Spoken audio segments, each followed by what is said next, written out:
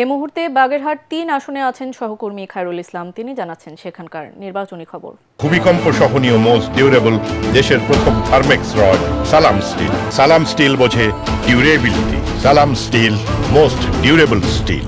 সালাম স্টিল ভোটের গাড়ি নিয়ে আমি এই মুহূর্তে রয়েছি বাগেরহাট ৩ আসনে। এখানে দুটি উপজেলা রয়েছে, যে এই উপজেলার দুটির নাম হচ্ছে রামপাল এবং মংলা। এই দুই উপজেলা নিয়ে এই আসনটি গঠিত। এই আসনে ভোটার সংখ্যা রয়েছে ২.৫ লাখেরও অধিক।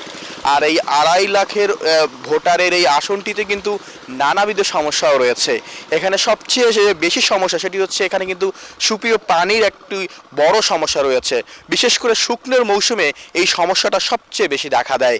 এর জন্য কিন্তু এখানকার যে ভোটাররা রয়েছেন তারা কিন্তু এক ধরনের স্বাস্থ্য ঝুঁকিতে রয়েছে এবং তারা বলছেন যে এই সকল সমস্যার সমাধানে যিনি গুরুত্বপূর্ণ ভূমিকা রাখবেন, এখানকার তরুণদের আসলে বেকারত্ব সমস্যা দূর করবেন, আগামী নির্বাচনে তাকেই তারা ভোট দেবেন।